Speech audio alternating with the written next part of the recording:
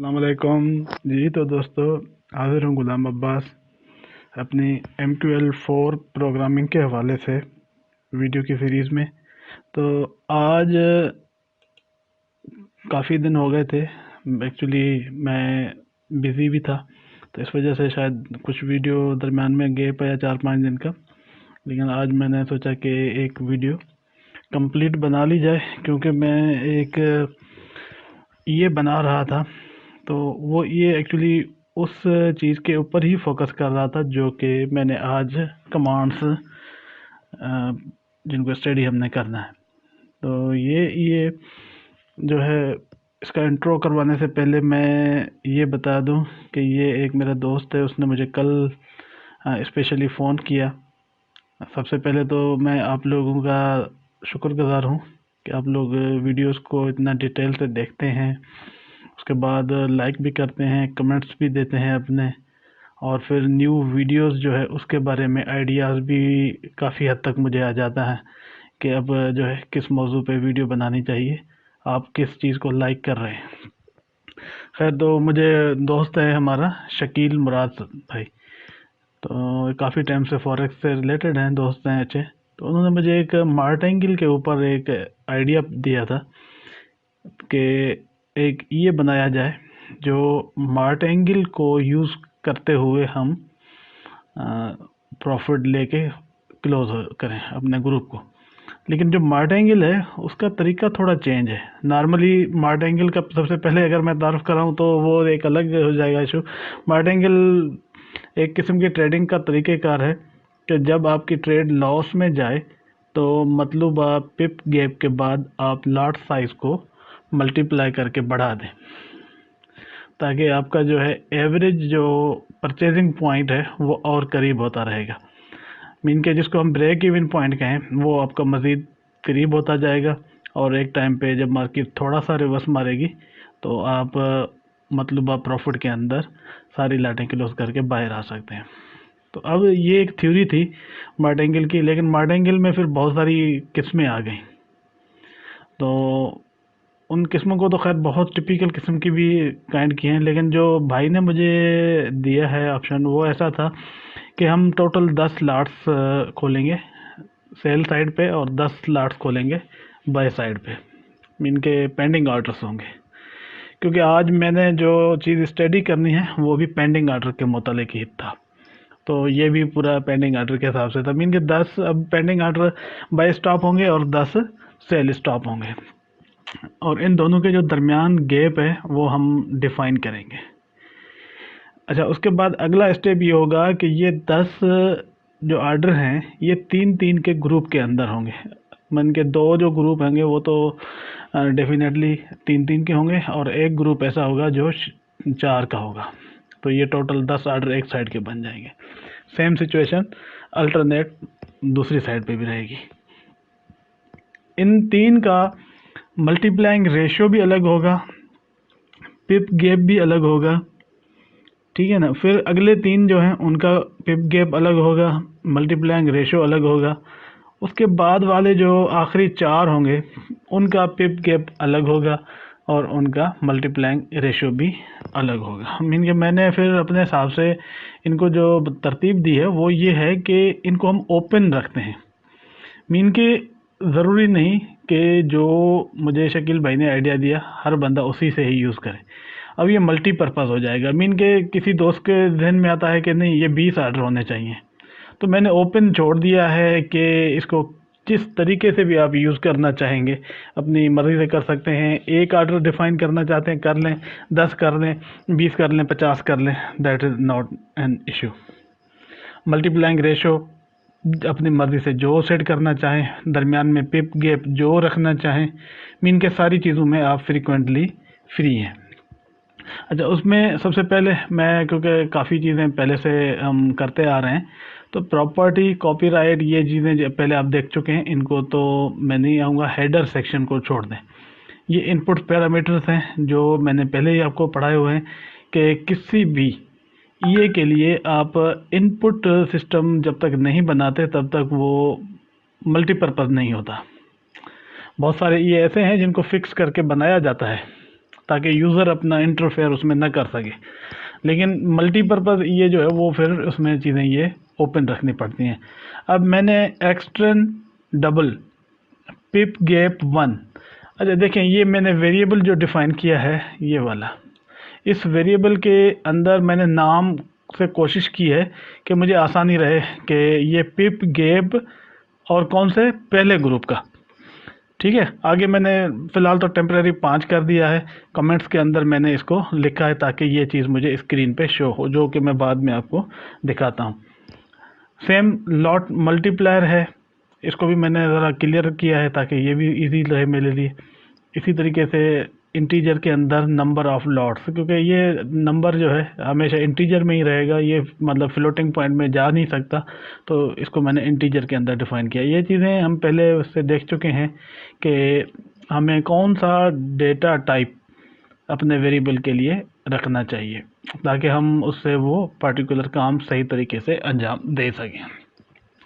अच्छा, उसके बाद ये पहला ग्रुप है, उसके बाद ये दूसरा ग्रुप, तीसरा ग्रुप, और डिफ़ाइन करने का फार्मूला वही है सेम, तो इस पर मैं ज़्यादा नहीं जाता।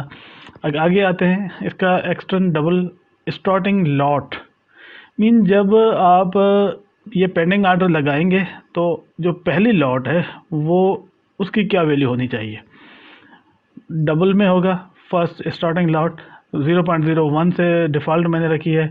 आगे कमेंट में ये मैंने क्लियर किया है कि ताकि रन टाइम पे हमें इसका पैरामीटर सेट करने में आसानी रहे। डिपेंड करता है कि आपके पास अगर इक्विटी ज़्यादा है तो आप इसको लॉट साइज़ को बड़ा भी कर सकते हैं, स्टार्टिंग लॉट को। आगे तो फिर उसके बाद तो बाकी सारा का सारा मल्टीप्लाइंग रेशो के साथ ही बढ़ेगा। अच्छा, टेक प्रॉफिट डॉलर्स के अंदर है, तो दोस्त ने मुझे यही कहा कि हम पिप के चक्कर में नहीं पड़ना चाहते, हमें सीधा सीधा डॉलर्स अमाउंट के अंदर हम रखेंगे। हमारे जितने भी ऑर्डर खुले, एक चाहे खुले चाहे 10 खुले, लेकिन जब भी हमें किसी भी टाइम पे एनी टाइम अगर 10 का प्रॉफिट मिले तो हमारे तमाम ग्रुप्स के अंदर तमाम लॉट्स जो है वो क्लोज हो जाएं। अगेन एक्सटर्न स्टॉप लॉस भी इसी तरीके से डिफाइन था।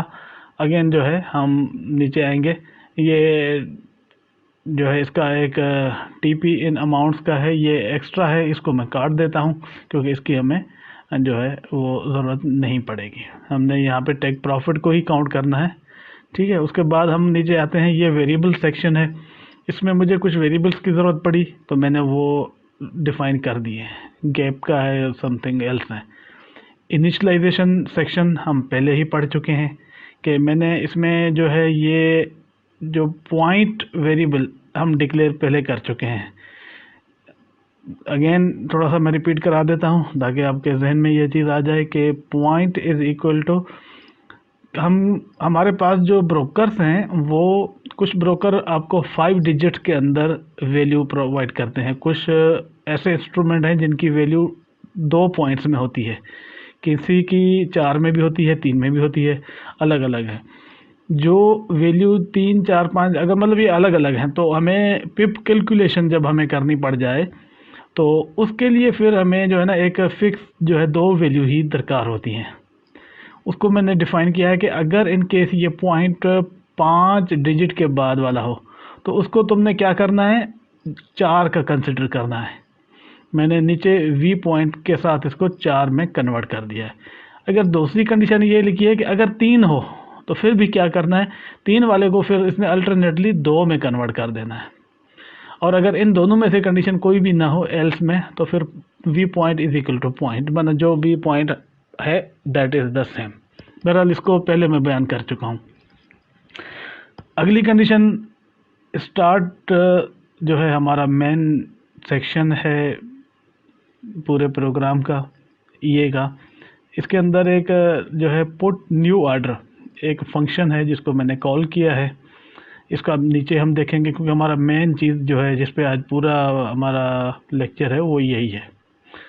उसके बाद एक कंडीशन है कि अगर इस तरीके से मतलब आए, टेक प्रॉफिट की कंडीशन जो है वो हमारी जो है ग्रेटर देन हो जाए जो टोटल प्रॉफिट है, इफ़ के साथ मैंने लिखा है कि इसको प्रॉफिट को कैलकुलेट करो तमाम लॉट्स के। उसके बाद चेक करो कि आया टेक प्रॉफिट जो हमने ऊपर मेन्यू में दिया हुआ है उससे ज़्यादा तो नहीं हो गया, या उसके बराबर भी हो जाए तो ठीक है। दो कंडीशन हैं, greater than and equal to. ये मैं पहले शुरू वाले लेक्चर्स में इसका पूरा एक डिटेल दे चुका हूँ, जितने भी इस किस्म के रिलेशनल ऑपरेटर्स हैं उनके बारे में। तो उन वीडियो को दोबारा देख के इन चीज़ों को रिपीट कर सकते हैं कि इनका यूज़ कैसे होता है। अगर ये कंडीशन ट्रू हो जाए इफ़ की, ये वाली, तो फिर क्या करना है, ये ब्रैकेट के अंदर एक्शन दिया गया है कि ये वाला एक्शन परफॉर्म करो। वो एक्शन कौन सा है, क्लोज ऑल थ्रेड्स। ये भी एक डिफाइंड फंक्शन है जो कि नीचे मैंने डिफाइन किया हुआ है, इसको मैंने अपने हिसाब से बनाया हुआ है। तो ये मतलब जो है MQL4 का प्री डिफाइंड फंक्शन नहीं है, इसलिए ये ब्लैक कलर में शो हो रहा है। चले उसके बाद नीचे आते हैं। नीचे ये कुछ कंडीशन ऐसी हैं जिनको मैं अभी बयान नहीं कर रहा, बाद में इनको देखेंगे। ऐसे ही फिर मैंने यहाँ पे चार्ट कमेंट को दिखाया है ताकि स्क्रीन पे कुछ चीज़ें शो करूँ, रिटर्न करके मैं वापस आना चाहता हूँ। मेन चीज़ जो है, हम आते हैं अपने जो ऑर्डर सेंड है, जो पेंडिंग ऑर्डर्स होते हैं वो कैसे लगते हैं उनको डिफ़ाइन करना था। तो मैं क्योंकि देख रहा था कि पेंडिंग ऑर्डर को अगर खाली डिफ़ाइन करता हूँ तो ज़रा आपको भी अजीब लगेगा और मे बी कि वो चीज़ पूरी समझ में ना आए। तो मैंने एक पूरा जो मेरा ये बना हुआ है जिसके अंदर डिपेंड ही इस चीज़ के ऊपर है, ये मेरा जो है पूरा का पूरा पेंडिंग ऑर्डर्स के ऊपर ही डिपेंड कर रहा है। तो मैंने इस पूरे ये का एक रिवीजन करवाना चाहा ताकि जो लोग ये बनाना चाहते हैं न सिर्फ इस कमांड को समझें बल्कि इस पूरे ईए का भी एक रिवीजन उनके सामने आ जाए कि एक पूरे ईए का स्ट्रक्चर किस तरीके से बनता है, उसमें क्लोजिंग सिस्टम कैसे बनाया जाता है, न्यू ऑर्डर सिस्टम कैसे बनाया जाता है, कंपैरिजन सिस्टम कैसे होता है। अब क्योंकि बहुत आसान ये था तो मैंने इसीलिए इसको कंसिडर किया कि इसके ऊपर एक वीडियो होनी चाहिए जी। तो पुट न्यू ऑर्डर, अच्छा, जब हम प्री डिफाइंड फंक्शन जो है उनका कॉल करने का मेथड एक अलग है और कस्टम डिफाइंड फंक्शन का थोड़ा सा चेंज है। कस्टम डिफाइंड फंक्शन को हम पहले जब भी कॉल करते हैं वो तो मेथड सेम ही होता है, लेकिन इसको डिफाइन करने के लिए आपको कीवर्ड है वाइड। अच्छा, वाइड ऐसा फंक्शन जो एंड पे आपको कोई भी रिटर्न वैल्यू ना करे, मीन का वाइड मीन खाली, जो आपको कोई भी रिटर्न में आपको वैल्यू दरकार नहीं है, लेकिन सिर्फ उस फंक्शन के अंदर जो काम होंगे वो अपने पूरे करेगा, एंड पे आपको रिटर्न में कुछ भी नहीं देगा कि क्या हुआ। दूसरा, इसके साथ हम इंटीजर भी लगा सकते हैं, डबल भी लगा सकते हैं, बूलियन भी लगा सकते हैं और कुछ किस्म के चीज़ें हैं जो भी हो सकती हैं, लेकिन जो मेन चीज़ें हैं मैंने आपको 3 बता दी। वाइड है, इंटीजर है, बूलियन है, या इस तरीके का कोई भी आप डेटा के हिसाब से इसकी चेंजिंग कर सकते हैं। This is the keyword that mean के आपको रिटर्न क्या आएगा, कि ये फंक्शन रिटर्न किस फॉर्मेट में करेगा। ओके, इसकी फंक्शन की बॉडी स्टार्ट होती है, इसमें एक कंडीशन मैंने डिफाइन की है ये वाली इफ़ के साथ। इसको दोबारा देखें, इफ़ ऑर्डर्स टोटल, एक प्री डिफाइंड फंक्शन है, order total is equal to 0, mean के जितने भी ऑर्डर लगे हुए हैं वो चेक कर लो कि 0 है, मीन के पहले से कोई ऑर्डर मौजूद तो नहीं है। उसके बाद मैंने आर, ये वाला एक फंक्शन जो मैंने आपको पहले पढ़ाया हुआ है आर का, इसको यूज़ किया है कि, या दूसरी कंडीशन क्या है कि काउंट ऑर्डर करो और देखो कि कोई ऑर्डर खुला हुआ तो नहीं है। ये 2 मरतबा चेक करने का कंडीशन का मकसद ये है कि इन केस अगर कुछ ऐसी कंडीशंस हो सकती हैं कि इसमें काउंट में ना आए तो इसमें आ जाए, या इसमें होती हैं तो इसमें आ जाए, मतलब दोनों 2 दफ़ा मैंने इसको डबल कंफर्मेशन की है कि बिल्कुल पूरे चार्ट पे कोई ऑर्डर नहीं खुला हुआ जी। ये रिटर्न आया कि जी ऑर्डर कोई नहीं खुला हुआ, तो मैंने इसको एक लूप चलाया हुआ है। एक लूप चलाने का मकसद जो है वो मैं बाद में आपको बताता हूँ। मिसाल के तौर पे आपने देखा है कि अगर मेन्यू में आप डिफ़ाइन करते हो कि 10 ऑर्डर टोटल मुझे चाहिए, तो 10 ऑर्डर लगाने के लिए आपको ज़ाहिर बात है कि ये जो ऑर्डर सेंड की कमांड है ये वाली 10 दफ़ा टाइप करनी चाहिए। सोचें ज़रा, हो सकता है आप 10 दफ़ा इसको लिखें, 1 2 3 4 5 7 8 9 10 10th टाइम पे लिख लें और उसके बाद इसको जो है एग्जीक्यूट करें, आपका वो काम हो जाएगा जो आप चाह रहे हैं। लेकिन जब आप स्मार्ट प्रोग्रामिंग की तरफ आते हैं तो उसमें ये चीज़ें आती हैं कि no need to write the command for the 10 time. आपको सिर्फ एक दफ़ा वो कमांड लिखनी है। उस कमांड के अंदर जो चीज़ें फ़िक्स हैं, जैसे ये 3 है, 0 है, 0 है, ये चीज़ें ये फ़िक्स हैं, वो एज़ इट लिखनी पड़ेंगी, मसला नहीं है। लेकिन जो चीज़ें आपको पता है कि हमारी चेंज होंगी, मीन के हर दफ़ा हमारी लॉट का जो गैप है वो चेंज होगा। मीन के पहली मरतबा 3 पिप के गैप के साथ पहली लॉट खुलनी थी, अगली को लाजमी बात है कि 6 पिप के साथ खुलना चाहिए, उसके अगली को 9 पिप के साथ खुलना चाहिए। मीन के हर दफ़ा जो है 3 का गैप आना चाहिए। ये 3 का गैप जो है आप उसके लिए वेरिएबल डिफ़ाइन करोगे। ये यहाँ पे मैंने लॉट गैप का वेरिएबल डिफ़ाइन किया है। फिर ऊपर आएंगे, लॉट गैप को हमने कैसे कंसीडर किया है वो भी सेम। यहाँ पे देखें, लॉट साइज़ ये भी चेंज होगा हर दफ़ा जब अगली टाइम पे खुलेगा तो इसका भी चेंज होगा। तो इन दो को मैंने कैलकुलेशन के लिए जो है ऊपर आते हैं तो ये दो चीज़ें मैंने देखें यहाँ पे डिफ़ाइन की हुई हैं, double lot size and double lot gap. अच्छा, ये चीज़ नोट करें कि ये लॉट साइज़ और लॉट गैप जो है ये लोकल वेरिएबल है, मीन कि इस फंक्शन के अंदर ही डिफ़ाइन हुए हैं और इसी के अंदर यूज़ होंगे, इससे बाहर ना इनका कोई लेना ना देना। Double lot size is equal to normalise double. ये नॉर्मलाइज डबल भी एक प्री डिफाइंड फंक्शन है, इसका मैं बाद में कभी डिटेल्स में जिक्र करूंगा, लेकिन इसका इस वक्त जो है यूज़ सिर्फ और सिर्फ ये है कि हमें जो लॉट साइज होता है, आपको पता है कि वो 0.01 मीन के डिजिट के बाद जो है हमारे 2 पॉइंट मतलब फिगर्स हैं, मीन के जो डेसिमल पॉइंट है उसके बाद 2 फिगर हैं, तो ये लॉट को हमेशा फिक्स करता है ये वाले 2 के साथ।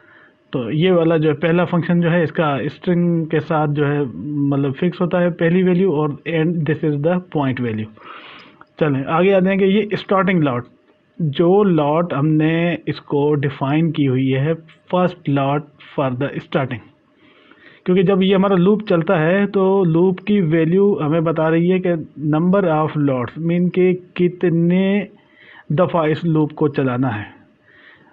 हमने 10 आर्डर रखे हैं तो ये लूप 1 2 3 4 5 घूम के 10 दफ़ा चलेगा। 20 रखा है तो ये 20 दफ़ा मूव करेगा। अभी आते हैं कि इसको सपोज करें कि 10 की वैल्यू है, तो ये अपना जो है वो 10 से शुरू होगा। फर्स्ट टाइम इसकी वैल्यू 10 होगी, क्योंकि ये माइनस माइनस के साथ चल रहा है तो रिवर्स में, तो अगली दफ़ा 9 आएगी, फिर अगली दफ़ा 8 आएगी। इस तरीके से ये जब तक 0 से बड़ा है, मीन कि आखिरी टाइम जब इसकी वैल्यू 1 होगी तो ये चलेगा, उसके बाद ये स्टॉप कर लेगा, मीन ऑटोमेटिकली 10 टाइम वो रिपीट होगा। जब रिपीट होगा हर दफ़ा क्या होगा, इसमें हमने स्टार्टिंग लॉट को मल्टीप्लाई किया है किसके साथ, CNT के साथ। ये CNT नंबर ऑफ लूप का जो टाइम्स है उसका नंबर है कि लूप पहली दफ़ा चल रहा है, दूसरी दफ़ा चल रहा है, चौथी दफ़ा चल रहा है या 10वीं मरतबा, तो ये वैल्यू इसके साथ मल्टीप्लाई होगी। हमें पता है कि हर दफ़ा हमारी लॉट को जो है मल्टीप्लाई होना है हमारी स्टार्टिंग वाली जो फर्स्ट लॉट है उसके साथ, लूप वाली लाइट के साथ इसको हम मल्टीप्लाई करेंगे। अगेन जो है हमारे पास ये 2 का जो नंबर है ये हमें डिजिट्स में कन्वर्ट कर देगा। अगली हर दफ़ा नेक्स्ट वैल्यू जो है हमारी हमें मिलती जाएगी। एंड डबल लॉट गैप, अच्छा गैप भी हर दफ़ा चेंज होना है, तो जो हमारा पिप गैप है जो हमने इसको दिया हुआ है उसको जब हम इस काउंट आर्डर के साथ मल्टीप्लाई करेंगे तो हमें नंबर तो आ जाएगा, लेकिन उस पूरे सिस्टम को हमने दोबारा पिप में कन्वर्ट करना है। क्यों कि जब हमारा गैप काउंट होता है तो वो हमेशा पिप्स के अंदर होता है, तो ये V पॉइंट के साथ मल्टीप्लाई करेंगे तो हमारा ये पिप का जो गैप होगा वो हमें मिल जाएगा कि नेक्स्ट आर्डर कितने डिफरेंस के बाद लगना है। अब आर्डर सेंड वाली कमांड मैं पहले आपको पढ़ा चुका हूँ। आर्डर सेंड के अंदर सिंबल आएगा सबसे पहले, उसके बाद कोई फ़र्क नहीं है, OP बाय स्टॉप यहाँ पे है। अगर इसको भी आप देखें, ये मैंने पहले भी पढ़ा चुका हूँ, आपको जब भी ये लिखना हो OP के बाद अगर आप B टाइप करेंगे तो ये आपके नीचे सारे आ जाते हैं। यहाँ से बाय स्टॉप कर दें, बाय कर सकते हैं, ठीक है ना, बाय लिमिट कर सकते हैं और बाय स्टॉप कर सकते हैं। मीन ये फंक्शन 3 फंक्शन जो है बाय के हैं, और ऐसे ही 3 फंक्शन सेल के भी होते हैं। सेल पे हम आते हैं बाद में। अगेन इसके बाद जो है कामा के बाद लॉट साइज़ आता है हमारा। लॉट साइज़ का मैं पहले भी बयान कर चुका हूँ कि ये लॉट साइज़ का वेरिएबल है, ताकि जो इधर से लॉट हमें मिलेगी वो वाली इस पे आएगी। नो डाउट कि जो हमारी फर्स्ट लॉट होगी, अगर मैथमेटिकली आप इसको कैलकुलेट करेंगे तो आपको मिलेगा कि ये, क्योंकि स्टार्टिंग लॉट जो है और सी एन टी की वैल्यू आखिरी दफ़ा क्या होगी, 1 होगी, तो 1 के साथ मल्टीप्लाई करेंगे तो वो पहले वाली लॉट की आपकी वैल्यू मिल जाएगी। अगेन आते हैं इसका, ये है गैप। गैप को, लॉट गैप को आप प्लस करेंगे आस्क के साथ, ज़ाहिर है बाय स्टॉप नेक्स्ट बाय जो है वो उससे ऊपर लगना चाहिए, तो ऊपर लगना चाहिए तो आस्क की वैल्यू के अंदर गैप को जमा कर दें तो वैल्यू आ जाएगी। स्लीपेज है, उसके बाद एस एल है, टी पी है, इन सबको हमने फ़िलहाल निगलेक्ट किया है, मीन कि हमारी स्ट्रेटजी के अंदर इनकी ज़रूरत नहीं है। अगेन आते हैं आपके बाद जो है ये वाला इसको कमेंट कहते हैं, मीन के जब आप इसको चलाएंगे तो आपके पास जब आर्डर लगेगा तो इसके साथ वो शो होगा कि ये कौन सा आर्डर कब लगा है। आगे मैजिक नंबर है ताकि इसकी पहचान हो सके। ये कलर और क्लोजिंग के मेथड्स हैं, इनको छोड़ दें। अच्छा, यहाँ पे ये हमने इसको क्लोज कर दिया है। अगर मैं आपको इस पूरे को रन करके दिखाऊं, मैं इसको जो है टेम्परेरी थोड़ा सा बंद करके आपको दिखाना चाहूँगा कि हम एक जो है ये वाला जो सिस्टम है हमारा, यहाँ से लेके हम इसको क्लोज़ करेंगे, ठीक है ना, तो यहाँ पे जो है ये वाला हमारा लूप इस जगह पे आके क्लोज़ हो जाता है यहाँ तक। तो क्या इसको अब कंपाइल करते हैं, ठीक है, नो एरर। यही अगर मैं इसको प्रोग्राम को रन कर दूं यहाँ पे आपके सामने, तो क्या रिज़ल्ट मिलना चाहिए हमें। यहाँ से आए, हम इसको स्टार्ट करेंगे जी, ये स्टार्ट हुआ।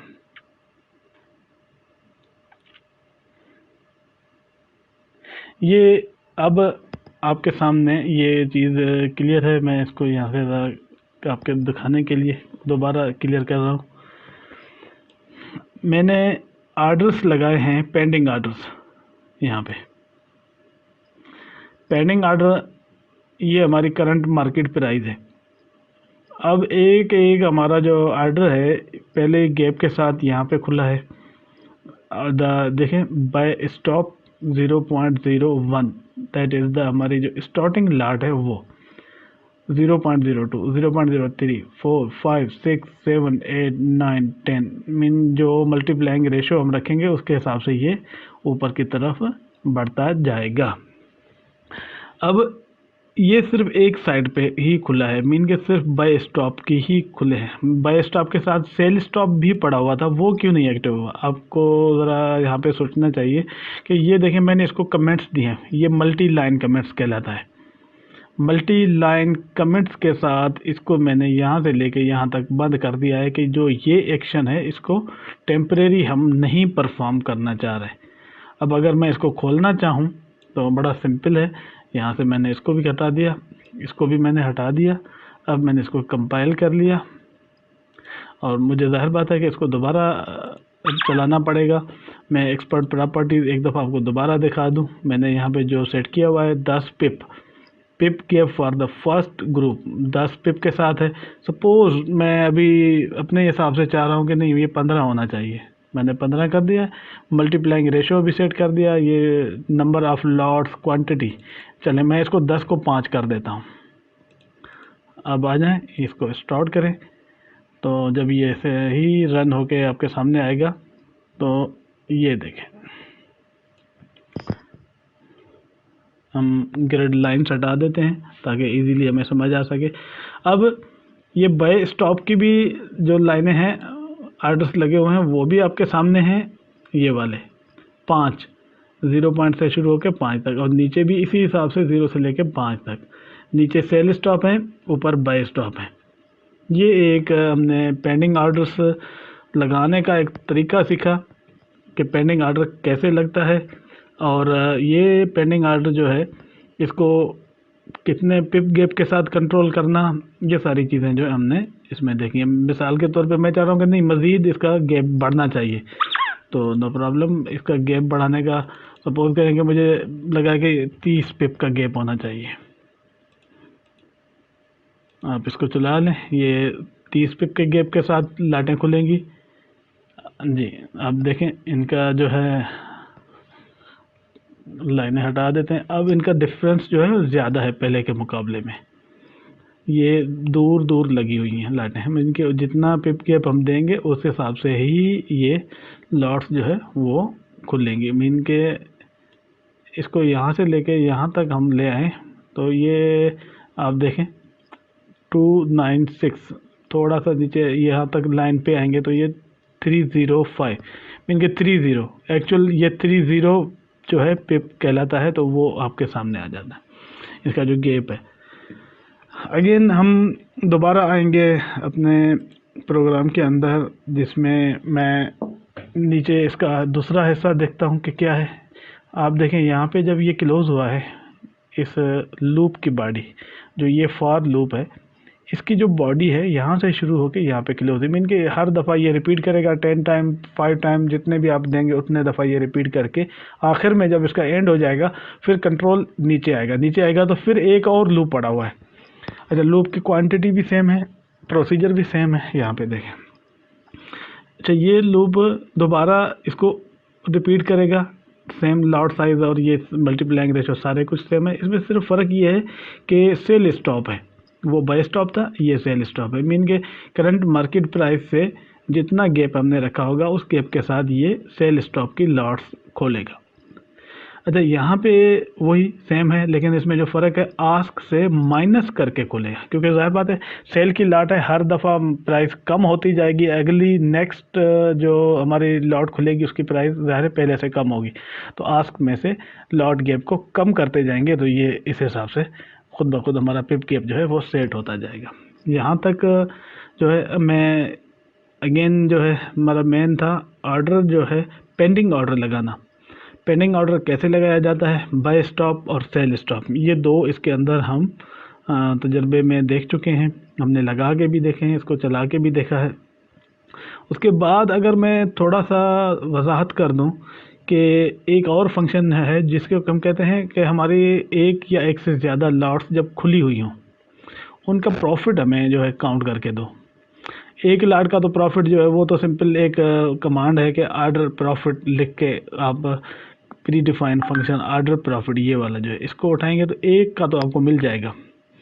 लेकिन जब एक से ज़्यादा हों, आपकी मैनुअल लाटें भी सपोज करें कि खुली हों, तो हमारा रोबोट जो है सिर्फ अपनी रोबोट की लगी हुई लाटों को कैलकुलेट करे, मैनुअल में ना जाए।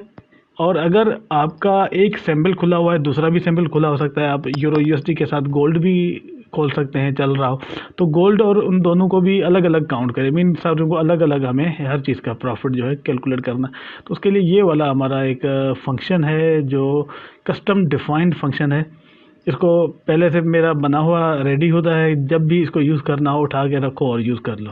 अच्छा, मैं एक और चीज़ बता दूं कि प्रोग्रामिंग के अंदर एक चीज़ हमारी बड़ी ही बेहतरीन जो चलती है वो ये है कि आप अपने पास प्री डिफाइंड फंक्शन जो है अपने बना के रख लें, जिनको आपको बार बार यूज़ करना होता है, मल्टीपर्पज़ होते हैं वो, तो उनको आप बना के रख लें। एक दफ़ा एक लाइब्रेरी फ़ाइल बना लें, उसमें वो चीज़ें बनी पड़ी हों, जब ज़रूरत पड़े बस वहाँ से उठाओ, इधर पेस्ट करो और उस तरतीब के साथ सेटिंग से लगा के, और थोड़ा बहुत चेंजिंग जो होगी पड़ेगी ज़रूरत, वरना अक्सर ज़रूरत नहीं पड़ती। अगर आपका तरीके से बनाया हो तो ज़रूरत नहीं पड़ती, उसको रख दें और अपना काम कंप्लीट कर लें।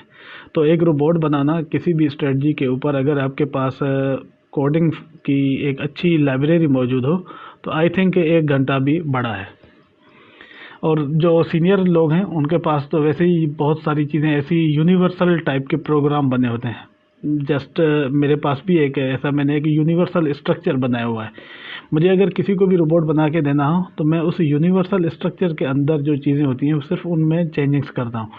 मीन के कुछ चीज़ें ऐसी हैं जो अक्सर व बेशतर आपको 90% रोबोट्स के अंदर कॉमन मिलती हैं। क्लोजिंग, इनपुट मेन्यू, और अपना जो है डिस्प्ले फंक्शन, उसके बाद जनाब आपका जो है कमेंट्स होते हैं, जो है न्यू लॉट्स का ओपन करने का जो फंक्शन है, ये सारे जो है आपको फिक्स मिलते हैं, आप बना के रख लें। सिर्फ कंडीशन डिफाइन करनी होती है, वो भी मेन फंक्शन के अंदर, जिसमें हम कि किस कंडीशन पे जाके ओपन करना है। That's it only. अगर मल्टीप्लाइंग का रेशो भी है, मिसाल के तौर पे मार्टेंगल है, तो एक मार्टेंगल का पूरा सिस्टम है, आप बना के रख लें, जब ज़रूरत पड़े किसी भी कंप्यूटर के के अंदर उसको उठा के रख दें, वो आपका फुल्ली काम करेगा।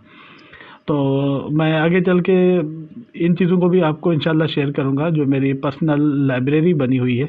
तो यहाँ पे अगर मैं थोड़ा उसका आपको नमूना दिखा दूँ, ये एक लाइब्रेरी फ़ाइल बनी हुई है जिसमें बहुत सारी चीज़ें जो है मेरी सेट की हुई हैं। ओपन बाय का फंक्शन यहाँ पे एक पहले से बनाया हुआ है, सेल का फंक्शन पहले से बना हुआ है, मतलब गेट इन्फो सेल का फंक्शन है, मैंने किसी हिसाब से बनाया हुआ है। इस तरीके से मुख्तलिफ किस्म के ये फंक्शन देखें बने हुए हैं। ये एक फंक्शन है जो कि मैनेज बाय मीन कि ये अपना इसको कंट्रोल करता है, मार्टेंगल के फंक्शन को। इस तरीके से बहुत सारी चीज़ें हैं जो एक दफ़ा मेहनत करके बंदा बना लेता है, उसके बाद फिर ये आपके एक समझ ज़ख़ीरा है जो आपको आगे काम देता रहता है। अगेन ये इस फंक्शन को मैं थोड़ा सा वजाहत कर दूं कि इसमें एक हमने लोकल वेरिएबल डबल ले लिया, ठीक है, एक लूप चला लिया, लूप की काउंटिंग जो है इससे कर ली है आर्डर टोटल फंक्शन के साथ। आर्डर टोटल उसमें हमने जो है ना इसको कंप्लीट घुमाया है कि जितने आर्डर खुले हुए हैं तमाम आर्डर्स के अंदर लूप चला हो, मीन के चाहे 100 आर्डर खुला हुआ या 10 खुले हों, वो उतने टाइम उसको मतलब जो है कन्वर्ट करके चलाएगा। इंटीजर एक्स ये एक कमांड है कि जो किसी भी एक खुली हुई लाट के ऊपर कंट्रोल को ले जाती है, और वो लाट का नंबर क्या होगा वो डिपेंड करता है लूप के नंबर के ऊपर। इस पर मैं ज़्यादा अभी डिटेल में नहीं जाता, इसका मैं कभी बाद में बताऊंगा। अच्छा, उसके बाद ये एक कमांड मैंने दी है, कंडीशन चेक की है कि if order symbol is not equal to symbol. अगर सपोज करो कि वो जो जिसके पास हमारा कंट्रोल मौजूद है वो यूरो यूएसडी है, जबकि हमारा जो चेक करने का मकसद है हम तो गोल्ड को देख रहे हैं, तो ज़्यादा नीचे जाने की ज़रूरत ही नहीं है, इधर ही यहीं से ही वापस घूम जाओ। और ऑर्डर का मैजिक नंबर भी अगर दूसरा हो, मीन के आपकी मैनुअल सिंबल तो वो सेम हो सकता है, लेकिन हो सकता है कि वो मैनुअल लाट हो, तो उसका मैजिक नंबर तो नहीं होगा। तो मैजिक नंबर नहीं होगा तो वो आज खुद उसको कहेगा यहीं से वापस चले जाओ, नीचे जाने की ज़रूरत ही कोई नहीं। वो दोबारा अगले पे जाएगा, लूप का नंबर चेंज होगा, 2 पे आएगा, सेकंड लॉट पे आएगा, पहले फिर दोबारा उसी तरीके से ये चेक करेगा कि आया सिंबल तो सेम है, हाँ जी सिंबल सेम है, मैजिक नंबर वो भी बराबर है, तो इसको बोला कि नीचे इस पे आ जाओ। इफ़ इसने चेक किया कि दोनों चीज़ें बराबर हैं, मैजिक नंबर और सिंबल दोनों जी बिल्कुल बराबर है, मीन के दोनों बराबर हैं, तो नीचे आ जाओ। If order type is equal to OP buy, mean के जो आर्डर इस वक्त कंट्रोल के अंदर मौजूद है, जिस पे हमारा कंप्यूटर कंट्रोल लगा के बैठा हुआ है, जिसको चेक कर रहा है कि वो बाय है या सेल है, क्योंकि हमें तो प्रॉफिट चाहिए दोनों से, तो हमें दोनों का देखना है, क्योंकि एक में नुकसान है एक में फ़ायदा है, तो कोई मसला नहीं, हम नुकसान और फ़ायदे को आपस में मैच कर लेंगे। हमने नीचे लिखा है lot profit is equal to lot profit plus order profit plus order commission plus order swap. अब थोड़ी सी चीज़ें ये भी वजाहत तलब हैं कि एक तो जो लॉट प्रॉफिट है उसके अंदर उस आर्डर का प्रॉफिट ऐड कर दो, फिर उसके अंदर कमीशन ऐड कर दो, ज़ाहिर कमीशन माइनस ही होगी, उसके बाद आर्डर स्वैप जो कि प्लस माइनस दोनों हो सकते हैं। मैंने ताकि मल्टीपर्पज़ ये हमेशा यूज़ होता है तो इसमें सारी चीज़ें डालनी पड़ती हैं। अब ये सारी चीज़ें जब मिल के एंड रिज़ल्ट क्या आएगा, लॉट का प्रॉफिट, और ये हर दफ़ा जितने भी रिपीट करेगा, एक आर्डर हो 10 हों जितने भी हों, एंड पे जो आखिरी टाइम पे जो आएगा lot profit that is the net profit, वो फिर माइनस में भी हो सकता है प्लस में भी हो सकता है। उस पूरे को ख़त्म करने के बाद रिटर्न करो। ये रिटर्न देखें मैंने क्यों लगाया है, इसका मकसद ये डबल, ठीक है, ये जो डबल टाइप मैंने इसको लिखा है कि ये रिटर्न करता है वैल्यू, आखिर में एंड पे जब चलेगा तो आपको वैल्यू रिटर्न भी करेगा, और ये वैल्यू जो रिटर्न हुई है लॉट प्रॉफिट वही वेरिएबल है, इसको वापस वैल्यू की शेप में हम लेंगे। तो जब हम इसको उठाएंगे और अपने कैलकुलेशन में ले आएंगे, जहाँ पे देखें टोटल प्रॉफिट नाउ, हमने इसको कॉल किया है कि चाहो हमारे पूरे स्ट्रक्चर के अंदर जितनी लाटें खुली हैं उन सब को कैलकुलेट करके हमें प्रॉफिट बताओ, अगर वो ग्रेटर देन या इक्वल हो टेक प्रॉफिट थे, फिर क्या करना है, क्लोज ट्रेड कर दो, मीन कि हमारा जो टारगेट है वो अचीव हो गया, क्लोज कर दो, और दोबारा फिर वापस नए सिरे से लॉट्स लगाओ, ज़ाहिर बात है कि दोबारा लॉट लगानी है तो फिर पुट न्यू ऑर्डर पे चला जाएगा, वो कंडीशन चेक करेगा कि सारी पहले क्लोज हो चुकी हैं कि नहीं। जब सारी क्लोज मिलेंगी तो फिर नए सेट से दोबारा ये हमारा सेट बैठ जाएगा और फिर वेट किया जाएगा कि जब तक इसका टीपी हिट नहीं होता।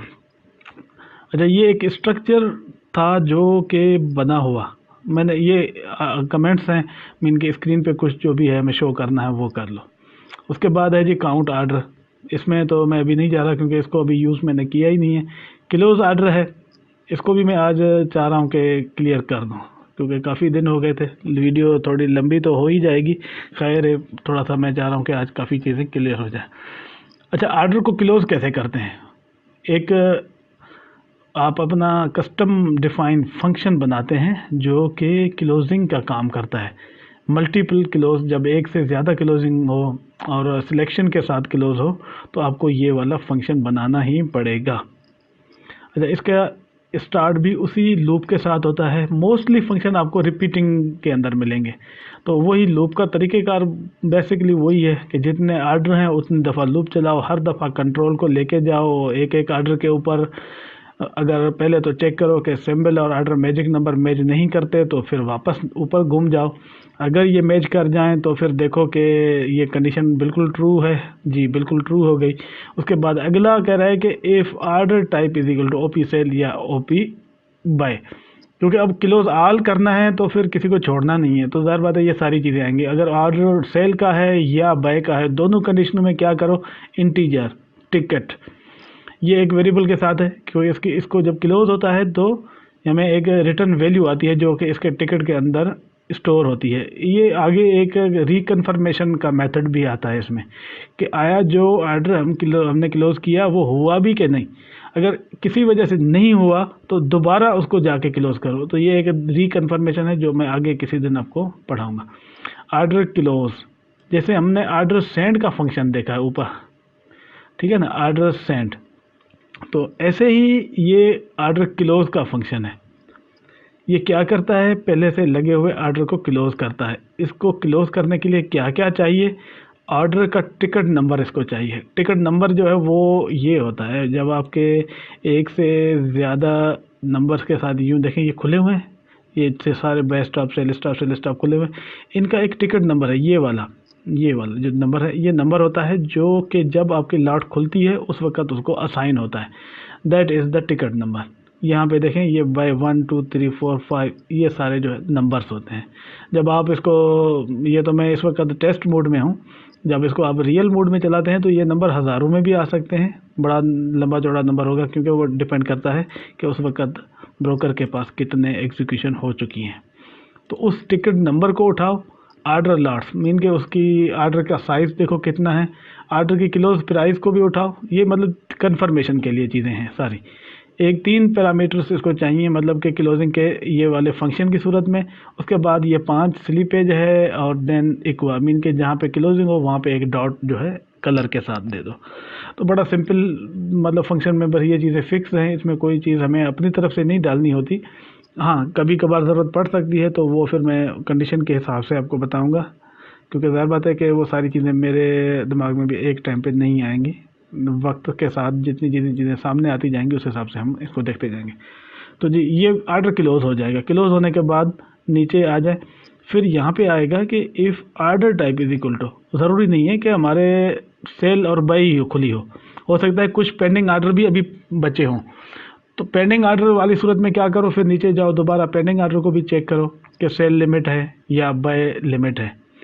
ज़ाहिर बात है सेल लिमिट बाय लिमिट के अलावा अगर कोई बंदा बाय स्टॉप सेल स्टॉप के साथ भी काम कर सकता है, तो फिर देखो कि अगर वो बाय स्टॉप है सेल स्टॉप है, इनके 4 कंडीशन है, ये इन 4 कंडीशन में से कोई भी एक मौजूद हो तो बूलियन चेक करो, ऑर्डर डिलीट करो, उस ऑर्डर को डिलीट करो ऑर्डर टिकट नंबर के साथ। अच्छा, इसको ज़्यादा चीज़ों की दरकार नहीं होती, बस ऑर्डर का टिकट नंबर चाहिए और उसको डिलीट करना है, क्योंकि वो ऑर्डर एक्टिव तो वैसे भी नहीं होता, तो उसको क्लोज कर देगा, वापस रिटर्न पीछे वापस चले जाओ। अब ये एक पूरा प्रोग्राम का स्ट्रक्चर था जो आज हमने 1 बाय 1 एक एक लाइन करके पढ़ा है। काफ़ी बोरियत वाला लेक्चर था, लेकिन ये उन लोगों के लिए जो है ना बड़ी हेल्पफुल है जो कि ईए के काम को सीरियसली करना चाहते हैं। बाकी जिन लोगों का इस फील्ड से ताल्लुक़ नहीं है वो मुझे पता है कि वीडियो खोलेंगे 1 मिनट 2 मिनट देख के छोड़ देंगे, और जिनके काम की चीज़ है वो तो रिपीट करके भी देखते हैं। एंड पे मैं इस पूरे सिस्टम का जो है, अभी ये कंप्लीट नहीं हुआ है, इसमें अभी मैंने एक सेक्शन पूरा किया है। अभी इसके ये 1 2 3 ये चीज़ें जो हैं ये वाली, जिसमें सेकंड पोर्शन थर्ड पोर्शन जो है इसका लॉट का जो पिप गेप का वो मैं सेट करूँगा, उसके बाद इसको कंप्लीट करूँगा। और ये इंशाल्लाह फिर मैं आपको अपने नीचे जो है वीडियो की लिंक में भी दे दूँगा, किसी को चाहिए तो वो डाउनलोड करके इसको यूज़ भी कर सकता है। बाकी आइडिया जो है हमारे दोस्त का बहुत अच्छा है। उसके बाद क्योंकि ये आपको पता है कि मार्केट में नफ़ा और नुकसान ये दोनों जो है चलते रहते हैं। हो सकता है ये आगे चल के बहुत अच्छा जो है प्रॉफिटेबल हो सकता है किसी पेयर में ना भी प्रॉफिटेबल हो, या किसी टाइम पीरियड के अंदर ये हमें प्रॉफिट दे और किसी में ना भी दे। बहरहाल इंशाल्लाह अगली वीडियो जो है नेक्स्ट एक मेथड है ये का, उसी के ऊपर डिस्कशन करेंगे और पूरा ये बना के भी देखेंगे और चलाएंगे भी। आज मैंने इस ये को आपके सामने चला के भी दिखाया, आर्डर लगते हुए भी दिखाए हैं, और एंड पे हम जो है आएंगे कि क्या इस ये को जब हम चलाते हैं तो हमारे आर्डर क्लोज भी होते हैं। जी ये बिल्कुल देखें, ये इस वक्त लगा हुआ है। मैं इसकी थोड़ा सा स्पीड बढ़ा देता हूँ। ये हमारा जैसे ही एक $10 का प्रॉफिट आएगा तो ये इसको क्लोज कर देगा तमाम को।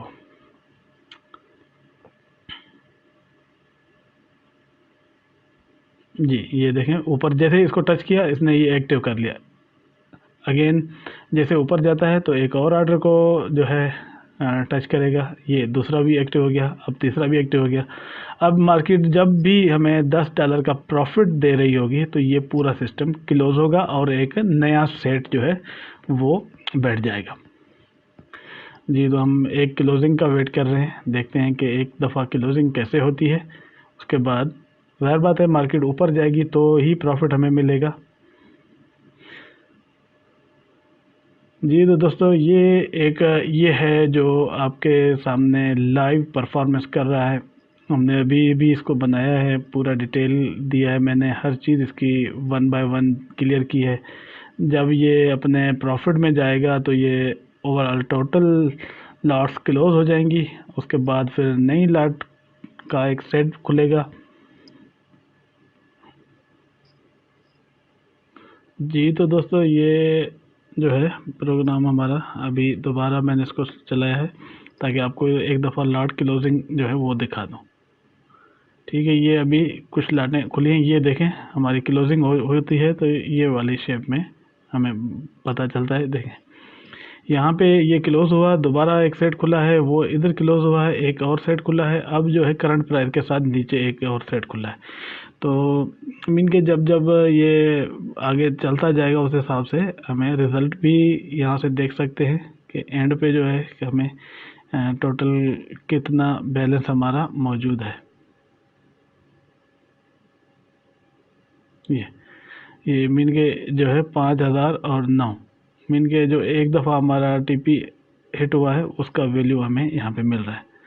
बाकी इसका अभी काम काफ़ी रहता है, जब वो हो चुका होगा तो ज़ाहिर बात है उसके बाद ही इसकी फर्दर क्लियरेशन मैं आपको दे सकूँगा।